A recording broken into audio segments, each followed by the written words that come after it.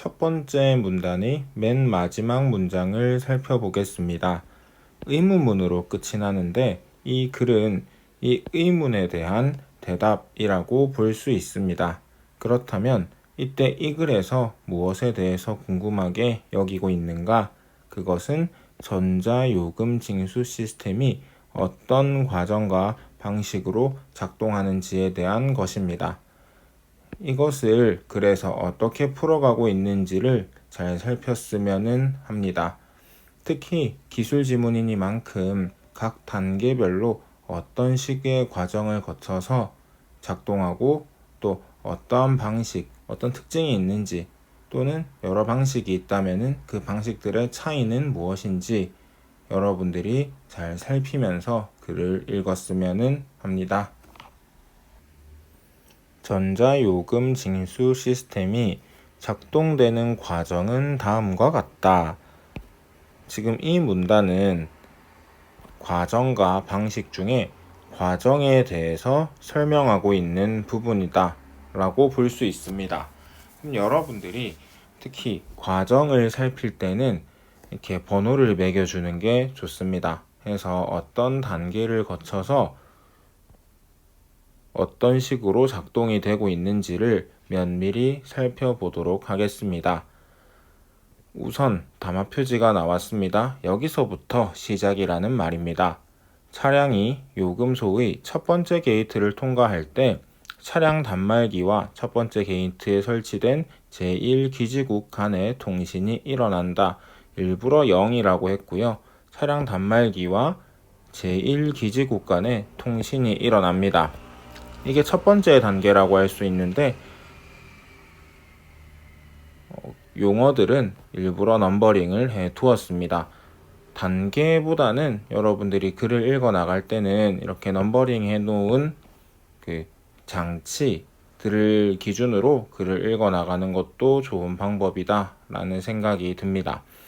이때 첫 번째였던 제1기지국은요, 첫 번째 게이트에 설치가 되어 있습니다. 첫 번째 게이트라고 하는 것은 이제 차가 통과해서 만나는 제일 첫 번째 게이트라는 거죠. 여러분들 고속도로에 있는 요금 계산하는 곳을 생각하면 됩니다.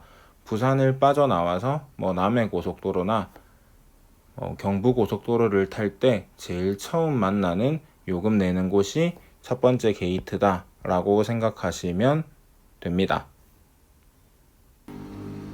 차량 단말기와 그러니까 차량에 부착되어 있는 단말기를 이야기하는 거죠. 차에 대한 정보를 제공하는 역할을 하는데 이때 차량 단말기가 제1기지국 간에 전하는 정보는 요금 징수 관련 데이터를 의미합니다.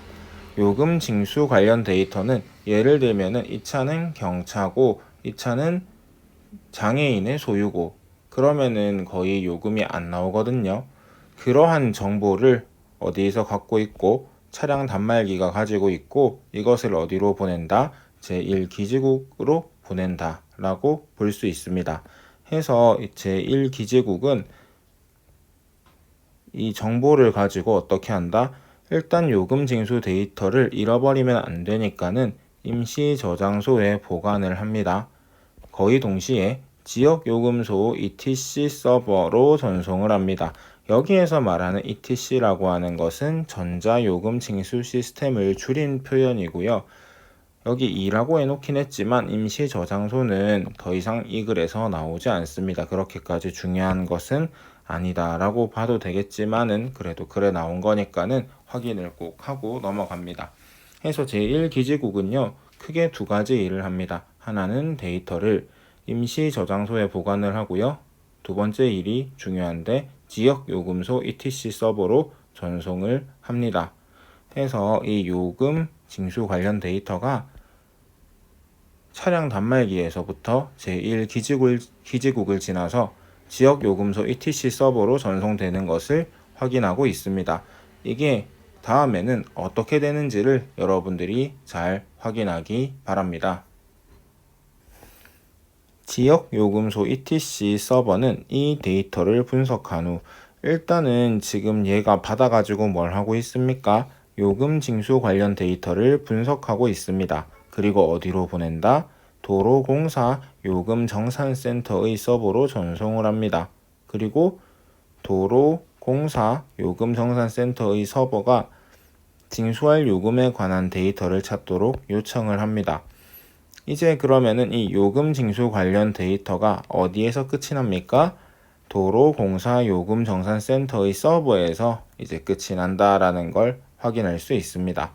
그리고 이 지역요금소 ETC 서버는요, 두 가지 일을 하는데 요금 징수 관련 데이터를 도로공사 요금정산센터의 서버로 전송하고 또 도로공사 요금정산센터의 서버가 징수할 요금에 관한 데이터를 찾도록 요청을 합니다. 해서 아까도 얘기했죠. 이 차가 경차고 차주는 탑승자는 장애인이다 라는 정보를 어디로 보내면은 도로공사 요금정산센터의 서버로 보내면은 징수할 요금, 무료, 공짜, 이런 거에 관한 데이터를 찾도록 요청을 하는 것입니다. 다시 한번 얘기하지만 요금 징수 관련 데이터는 도착지가 도로공사 요금정산센터였습니다. 그리고 지역요금소 ETC 서버는 여기에다가 무엇을 요청한다? 징수할 요금에 관한 데이터를 찾도록 요청을 합니다. 요청을 했으니까 뭐 하면 됩니까? 받아야겠죠. 다시 누가 나온다? 지역요금소 ETC 서버를 거쳐라는 표현이 나오는데 그럼 여기가 일종의 전환점, 회차 지점 버스로 얘기하면 그런 거라고 생각하면 되겠어요. 여기에 갔다가 다시 이제 어디로 간다? 이 데이터가 지역요금소 ETC 서버를 거쳐서 이제 어디로 간다? 제2기지국을 경유하여 라고 이야기합니다. 그래서 아까 우리가 봤던 1기지국이 아니고 이번에는 2기지국을 경유하여 라고 이야기하고 있으니까는 구분을 좀 잘 해주고요. 차량 단말기로 전송이 됩니다.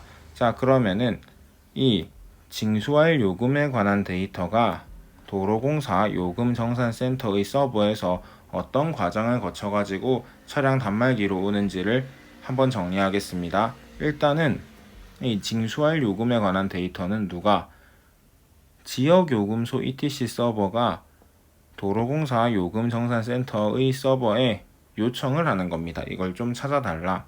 그러면은 도로공사 요금정산센터의 서버에서는 뭐 할 겁니까? 이거를 찾겠죠. 그리고 다시 어디로 보냅니까? 이걸 요청한 지역요금소 ETC 서버로 보내겠죠. 자, 여기에서는 차로 바로 보내는 게 아니고 제2기지국을 경유하여 어디로 보낸다? 차량 단말기로 전송을 한다고 합니다. 여러분들 데이터가 두 개가 나오는데 얘는 어디에서부터? 단말기에서부터 제1기지국을 거쳐 지역요금소 ETC 서버를 거쳐 도로공사 요금정산센터의 서버로 가고 이 데이터는 ETC 서버, 지역요금소 ETC 서버가 이 데이터를 여기로 보내면서 요청을 해서 여기에서 여기로 보내고 그리고 제2기지국을 경유하여 차량 단말기로 전송이 된다는 거, 이 과정을 꼭 확인하기 바랍니다.